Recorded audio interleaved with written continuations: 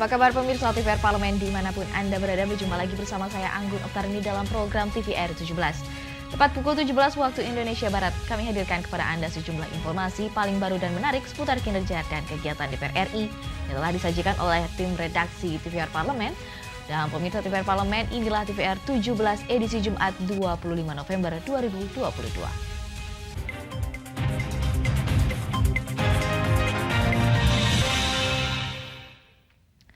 Pemirsa, Komisi 8 DPR RI menyalurkan bantuan bagi para pengungsi dan korban gempa di Kabupaten Cianjur, Jawa Barat. Wakil Ketua Komisi 8, Diah Pitaloka, mengatakan bahwa saat ini penanganan bencana gempa berfokus pada pencarian korban yang tertimbun longsor, serta bantuan logistik mulai dari makanan, obat-obatan, tenda darurat, serta tenaga kesehatan dan juga kebutuhan air bersih.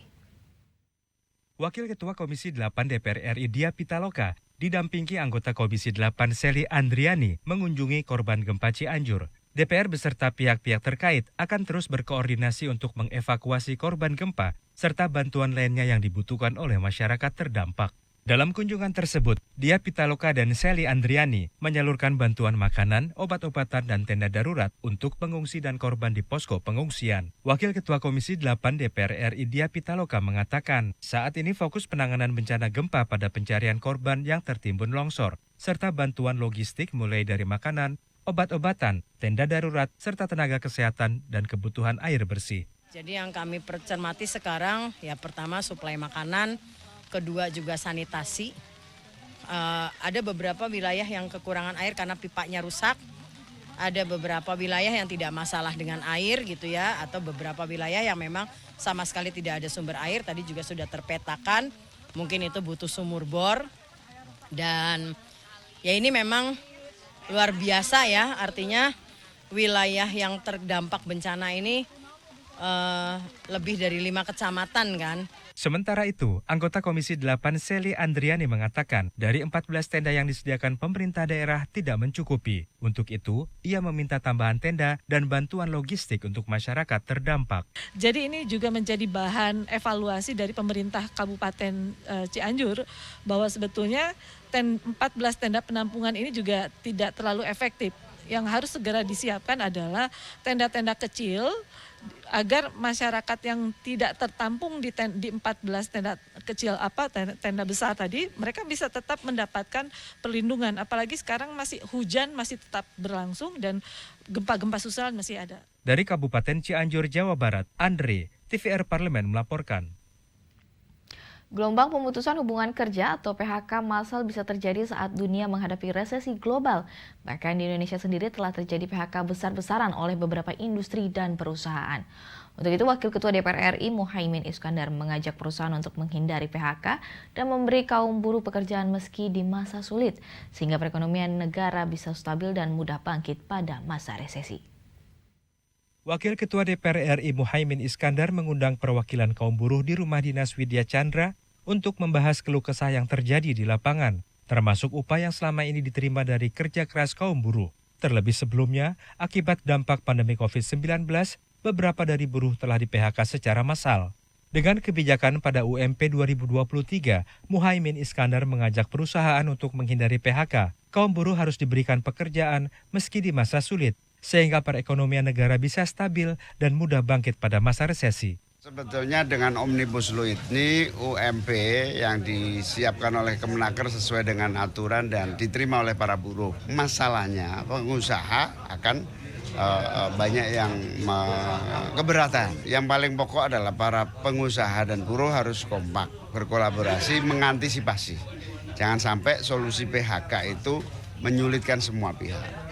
Sedemikian minimalisirlah semua proses kesulitan yang harus dihadapi bersama, yaitu hindari PHK. Salah satu perwakilan buruh, Ika Rostianti, berharap agar pemerintah memberikan program-program yang mendukung kaum buruh pada masa resesi dan tidak ada lagi PHK massal kepada buruh. Ya, kami berupaya sebisa mungkin untuk bertahan hidup, tetapi kami juga ingin pemerintah lebih turun dan membuat satu program bantuan supaya buruh juga bisa bertahan di tahun depan resesi. Apalagi sekarang banyak sekali kita melihat banyak perusahaan yang melakukan PHK massal, dan itu yang pasti juga akan menimbulkan dampak. Semoga di tahun depan meskipun ada wacana resesi, buruh dan keluarganya juga masih bisa bertahan dengan program pemerintah yang mendukung kehidupan buruh. Sebelumnya, Kementerian Ketenagakerjaan telah menyetujui adanya kenaikan upah minimum pekerja maksimal 10%. Hal ini disambut baik oleh buruh Indonesia dengan melihat kenaikan perekonomian negara dan ancaman resesi pangan global. Bani, TVR Parlemen melaporkan.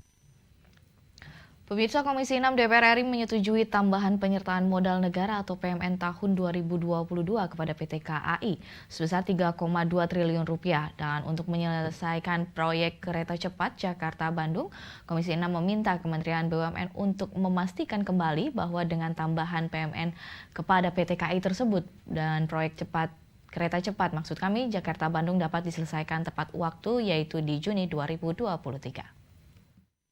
Dari hasil review BPKP proyek kereta cepat Jakarta-Bandung atau KCJB mengalami pembengkakan biaya 1,449 miliar dolar Amerika Serikat atau 21,4 triliun rupiah.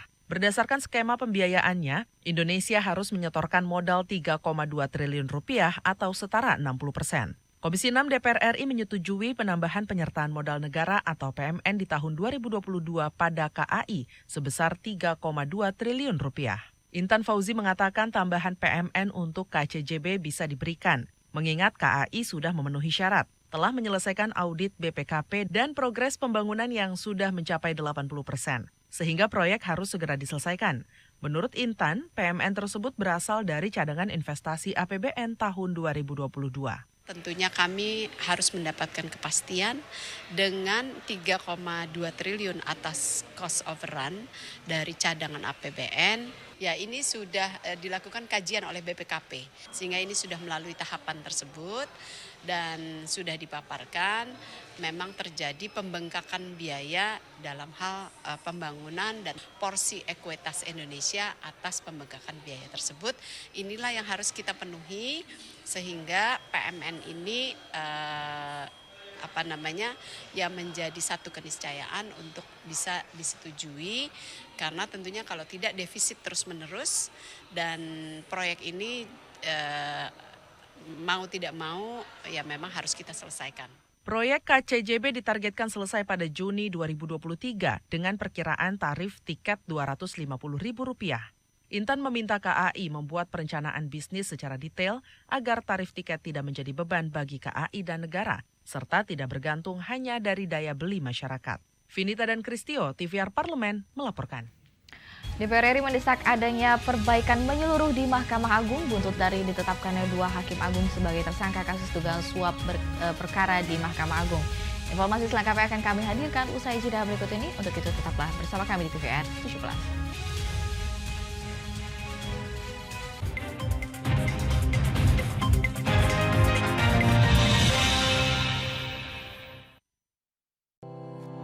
Tugas dan fungsi DPR RI sangat penting bagi negeri ini sebagai pengemban amanat rakyat. Namun tidak banyak yang tahu apa saja fungsi dan tugas dari DPR. DPR mempunyai 3 fungsi pokok, yaitu legislasi, anggaran, dan pengawasan. Ketiga fungsi tersebut harus dilaksanakan dalam kerangka fungsi representasi yang mengedepankan kepentingan rakyat berdasarkan aspirasi masyarakat dan untuk kesejahteraan rakyat. Dari fungsi legislasi, DPR RI mempunyai tugas dan wewenang untuk menyusun dan menetapkan program legislasi nasional bersama dengan pemerintah, menyusun dan membahas rancangan undang-undang, menerima rancangan undang-undang dari DPD, membahas rancangan undang-undang yang diusulkan oleh Presiden ataupun DPD, menetapkan undang-undang bersama dengan Presiden, menyetujui atau tidak menyetujui peraturan pemerintah pengganti undang-undang yang diajukan Presiden untuk ditetapkan menjadi undang-undang. Sementara, fungsi anggaran membahas dan memberikan persetujuan atau tidak memberikan persetujuan terhadap rancangan undang-undang tentang APBN yang diajukan Presiden, memperhatikan pertimbangan DPD atas rancangan undang-undang tentang APBN dan rancangan undang-undang terkait pajak, pendidikan, dan agama, menindaklanjuti hasil pemeriksaan atas pengelolaan dan tanggung jawab keuangan negara yang disampaikan oleh BPK, memberikan persetujuan terhadap pemindahantanganan aset negara maupun terhadap perjanjian yang berdampak luas bagi kehidupan rakyat yang terkait dengan beban keuangan negara. Dan fungsi pengawasan, melakukan pengawasan terhadap pelaksanaan undang-undang, APBN, dan kebijakan pemerintah, membahas dan menindaklanjuti hasil pengawasan yang disampaikan oleh DPD terkait pelaksanaan undang-undang mengenai otonomi daerah, pembentukan, pemekaran, dan penggabungan daerah, pengelolaan sumber daya alam dan sumber daya ekonomi lainnya, pelaksanaan APBN, pajak, pendidikan, dan agama. Terima kasih. Video ini dipersembahkan oleh TV dan Radio Parlemen, Biro Pemerintahan Parlemen, Sekretariat Jenderal, dan Badan Keahlian DPR RI.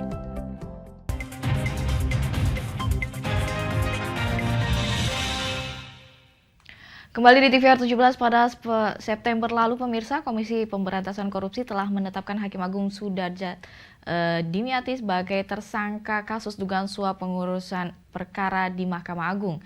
Dari pengembangan kasus tersebut, KPK kembali menetapkan satu Hakim Agung sebagai tersangka, yaitu Ghazalba Saleh. DPR RI pun mendesak adanya perbaikan secara menyeluruh di Mahkamah Agung sebagai salah satu lembaga peradilan tertinggi di Indonesia dan tempat masyarakat mencari keadilan. Pemirsa, selain itu, DPR juga meminta Komisi Yudisial untuk meningkatkan pengawasan dan menegakkan kode etik terhadap seluruh hakim. Selengkapnya, mari kita simak laporan mendalam yang telah dihimpun oleh tim redaksi TVR Parlemen dalam segmen Editorial Parlemen berikut ini.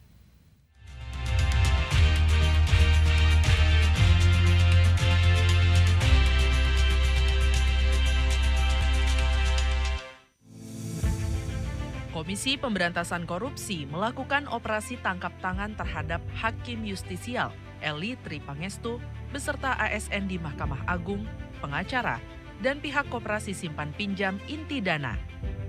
Mereka diduga melakukan suap terkait pengurusan perkara kasasi Intidana di MA. KPK menetapkan 10 orang tersangka termasuk Hakim Agung Sudarjat Dimyati. Dari pengembangan kasus suap tersebut, KPK juga menjerat Hakim Agung Ghazalba Saleh sebagai tersangka baru.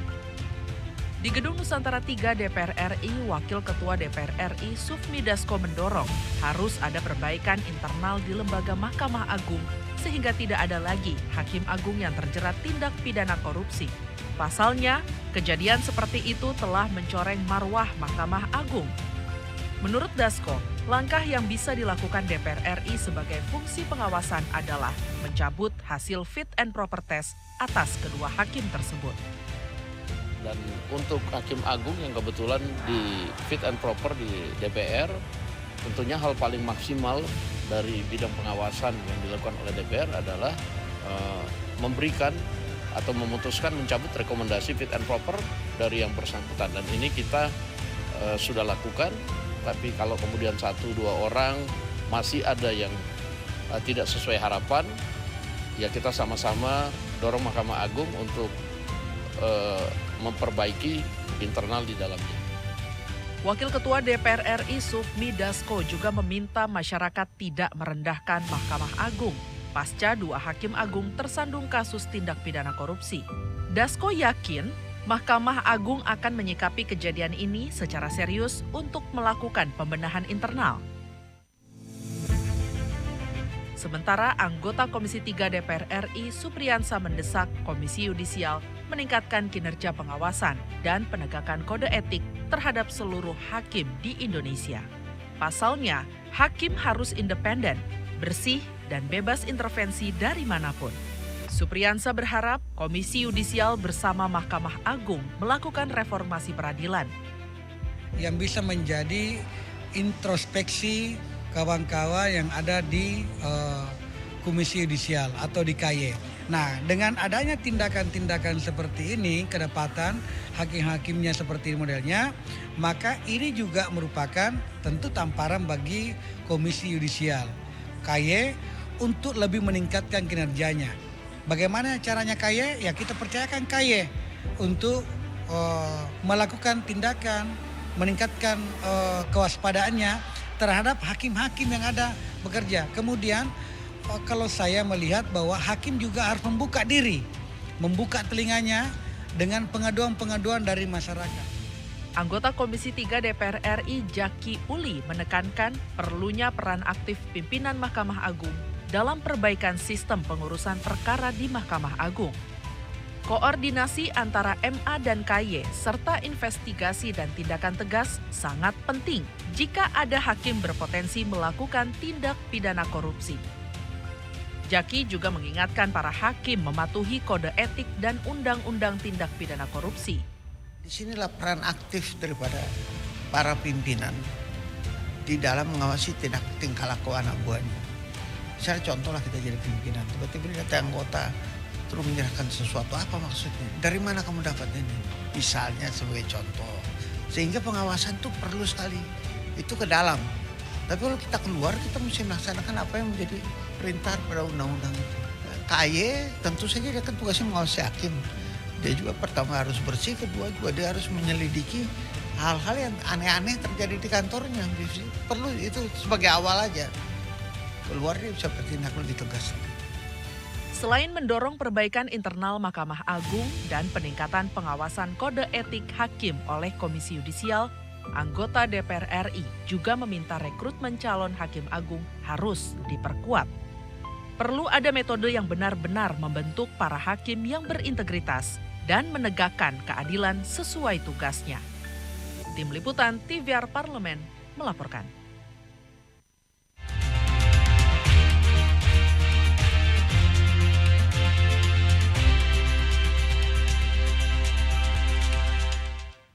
Gempa bumi berkekuatan 5,6 magnitudo di Kabupaten Cianjur yang terjadi pada Senin 21 November lalu menyebabkan kerusakan rumah penduduk dan juga fasilitas umum. Pemerintah diharap segera memberikan bantuan untuk perbaikan infrastruktur di wilayah yang terdampak gempa. Informasinya akan kami hadirkan sesaat lagi. Untuk itu jangan kemana-mana pemirsa, tetaplah di TVR 17.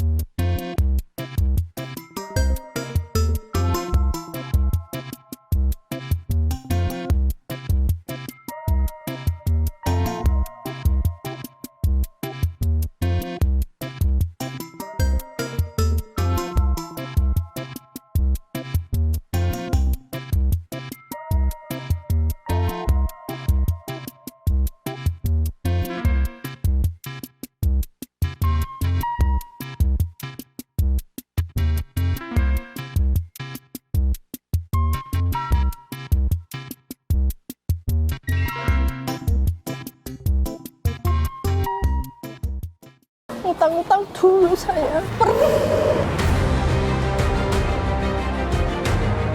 Mereka yang tidak cukup paham teredukasi bagaimana menyuarakan aspirasi demi memperoleh jawaban. Sini ditambang untuk seperti itu, warga sini tidak mengizinkan. Sebab apa itu menyangkut isi perut kami semua. Hadir menelisik mulai dari hulu ke hilir. Mengapa? Nah, kalau kita telusuri kenapa banjir ini hampir setiap terjadi.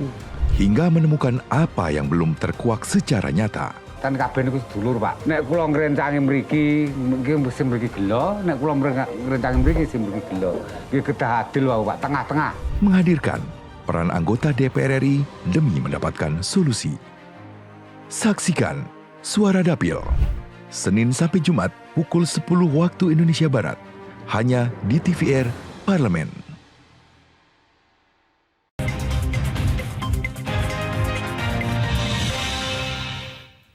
Terima kasih pemirsa, masih di TVR 17. Warga Kampung Buniaga, Kabupaten Cianjur, Jawa Barat menjadi salah satu wilayah yang paling parah terdampak gempa. Rumah-rumah warga hancur dan saat ini tengah berada di posko pengungsian. Warga pun berharap pemerintah segera memberikan bantuan agar mereka bisa mendapatkan tempat tinggal yang lebih layak karena terdapat lansia, ibu hamil dan juga anak-anak yang perlu segera mendapat penanganan khusus. Selengkapnya pemirsa, mari kita simak laporan dari rekan kami Rodiah langsung dari posko pengungsian korban gempa Cianjur berikut ini. Baik pemirsa TVR Parlemen, saat ini saya melaporkan langsung dari lokasi bencana kejadian gempa bumi yang terjadi di Cianjur maksud saya. Dan saat ini saya sedang berada di posko pengungsian mandiri yang dibuat oleh warga. Dan saat ini saya sudah bersama dengan salah satu dari pengungsi di posko pengungsian ini. Bu, oke, terkait dengan kejadian gempa bumi ini, Ibu sudah berapa lama mengungsi di pengungsian ini? Kita sejak kejadian itu tanggal berapa? 19 ya, hari Senin. Kita tuh awalnya kita kan berdiri jalan semua. Alhamdulillah pemilik rumah ini orang baik. Kita diungsiin ke sini sama pemilik rumah disediain. Alhamdulillah. Keadaan rumah kita tuh kacau semua 100%, di sini rumah rusak semua. Yang roboh banyak, korban jiwa juga ada. Yang luka-luka juga ada di sini. Ini Bapak ini kan luka-luka parah beliau. Yang kita perlu mah yang kasur untuk lansia itu buat Bapak ini kasihan, kita nggak dapet. Yang itu yang kasur, terus alas-alas. Kalau tenda alhamdulillah kita lumayan lah dapet. Makanan alhamdulillah ada bantuan. Cuman yang kurang tuh alat kebersihan. Buat cuci sama buat bayi-bayi. Kebetulan ini juga ibu kan mau lahiran, dia nggak ada persiapan sama sekali. Yang itu yang utama buat anak-anak sih. Kalau orang tua alhamdulillah mie, sembako ada. Kemudian untuk hingga saat ini apakah ada bantuan dari pemerintah sudah datang ke sini atau belum, Bu? Kalau dari pemerintah kurang tahu karena kita kan nggak tahu. Ada yang megang kan, belakang ada Bapak RT juga di sini. Jadi kita nggak tahu bantuan dari mana-mana, kita nggak tahu. Yang penting makan kita waktunya makan kita makan aja kan gitu. Dari mana-mananya kita nggak tahu. Alhamdulillah tapi bantuan ada. Kemudian harapannya seperti apa nih Bu untuk pemerintah atau untuk kepada anggota DPR? Kalau untuk pemerintah kepada anggota DPR Parlemen semua, mohon tolong pengen dicek aja lokasi kita semua. Soalnya yang Kampung Buniaga ini semua berapa ke-RT-an terdampak 100% kena semua. Yang roboh banyak. Yang pokoknya nggak ada yang utuh rumah semuanya. Pengen dicek aja. Gitu aja. Terima kasih Bu ya. Dan pemirsa, itu tadi wawancara saya dengan salah satu pengungsi di posko pengungsian ini, dan dari warga berharap agar pemerintah segera memberikan bantuan utamanya terkait dengan rumah tinggal mereka yang akibat dari bencana gempa ini mengalami roboh yang cukup parah. Dan pemirsa, itu tadi wawancara saya dengan salah satu pengungsi di sini. Saya Rodia, kembali ke studio. Ya, selanjutnya pemirsa, apa saja yang menjadi topik perbincangan di media online pada hari ini? Usai jeda berikut ini, tetaplah bersama kami di TVR 17.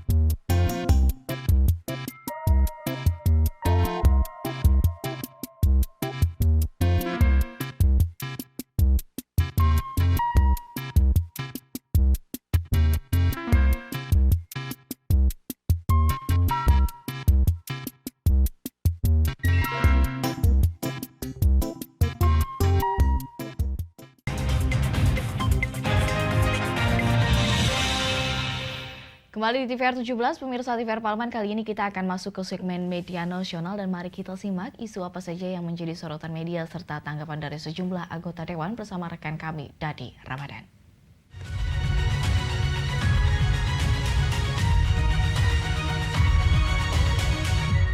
Ya, terima kasih rekan Anggun pemirsa TVR Parlemen. Mari kita bahas apa saja yang menjadi headline media online hari ini. Berita pertama datang dari Komisi 10 DPR RI yang ungkap pemicu siswa SD di Malang dibully hingga koma. Anda bisa lihat tayangannya di layar kaca Anda saat ini. Ini ada beberapa headline media online yang menayangkan kasus perundungan kembali terjadi di sekolah. Kali ini menimpa salah satu siswa SD di wilayah Kecamatan Kepanjen, Kabupaten Malang, Jawa Timur. Dan kasusnya sedang diselidiki oleh aparat kepolisian Resort Malang. Kepala Seksi Humas Polres Malang, Ibtu Ahmad Taufik, mengatakan korban perundungan berinisial MW berusia 8 tahun dan merupakan warga desa Jenggolo, Kecamatan Kepanjen. Taufik menjelaskan kejadian perundungan itu dilakukan oleh 7 orang rekan korban yang merupakan kakak kelasnya. Baik korban maupun pelaku seluruhnya merupakan siswa SD di wilayah Kecamatan Kepanjen, Kabupaten Malang. Taufik menambahkan berdasarkan keterangan dari korban yang saat ini sudah sadar dan kondisinya mulai membaik, perundungan itu dilakukan sejak korban berada di kelas 1 SD dan saat ini korban sudah berada di kelas 2. Korban dirundung dan dianiaya oleh sejumlah pelaku dengan pemukulan pada sejumlah bagian tubuh seperti pada bagian kepala, dada, dan lain-lainnya. Luka-luka yang dialami korban tersebut akan dijelaskan pada hasil visum tim dokter nantinya. Sementara itu, orang tua korban Edi Subandi menjelaskan MW tidak pernah melaporkan kejadian perundungan tersebut. Berdasarkan informasi yang diterima orang tua korban, MW memang kerap menjadi korban perundungan dari sejumlah kakak kelasnya. Sejumlah pelaku seringkali meminta uang kepada korban.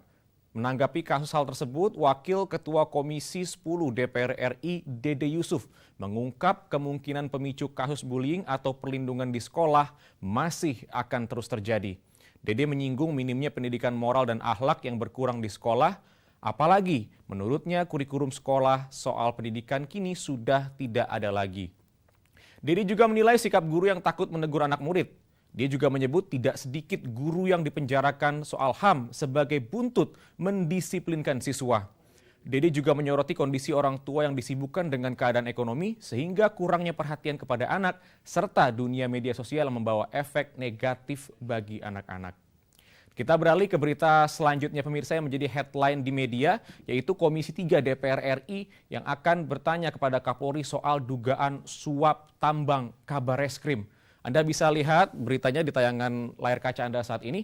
Di sini Komisi 3 DPR RI menagih keseriusan Kapolri Jenderal Listio Sigit Prabowo dalam mengusut kasus bisnis tambang ilegal di Kalimantan Timur. Apalagi kasus tersebut turut menyeret sejumlah anggota dan petinggi Polri. Salah satunya adalah Kepala Badan Reserse Kriminal atau Kabareskrim, Komisaris Jenderal Polisi Agus Andrianto. Komisi 3 menanyakan keseriusan Kapolri Jenderal Listio Sigit Prabowo untuk melakukan bersih-bersih di tubuh institusi Polri yang dipimpinnya. Sebagai informasi, Kabareskrim Polri, Komjen Polisi Agus Andrianto telah dilaporkan ke Propam Polri soal dugaan gratifikasi atau suap dari bisnis tambang ilegal. Agus diduga telah menerima uang senilai 6 miliar rupiah dari Ismail Bolong atas bisnis tambang ilegal di kawasan Kutai Kartanegara, Kalimantan Timur. Dalam laporan itu tertulis aliran dana suap tambang ilegal diduga masuk ke Kabareskrim Polri lewat perantara bernama Ismail Bolong. Dan kasus ini sempat diusut oleh Divisi Propam Polri saat masih dipimpin oleh Ferdi Sambo.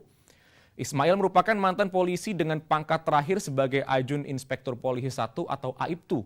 Uang suap tambang itu disalurkan Ismail kala dirinya masih bertugas di Satuan Intelijen Keamanan atau Satintelkam Polresta Samarinda, Kalimantan Timur.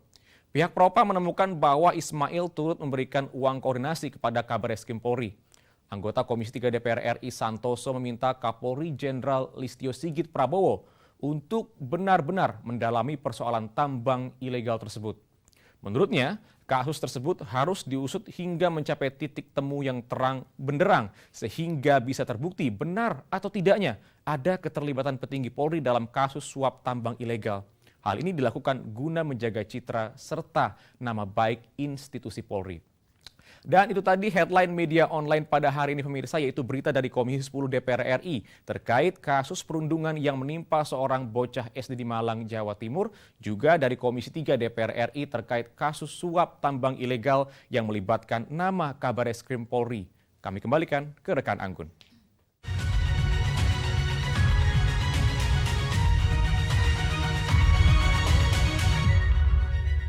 Terima kasih rekan Dadi yang telah menyampaikan sejumlah sorotan dari media online nasional pada hari ini. Pemirsa TVR Parlemen, segmen media online tadi sekaligus menutup program TVR 17 edisi sore hari ini. Jangan lupa kembali kami ingatkan virus COVID-19 masih ada dan untuk itu terus taati protokol kesehatan dimanapun Anda berada. Saya Anggun Oktarini beserta seluruh kru TVR Parlemen yang bertugas mengucapkan terima kasih dan pamit undur diri dari hadapan Anda. TVR Parlemen, referensi Indonesia.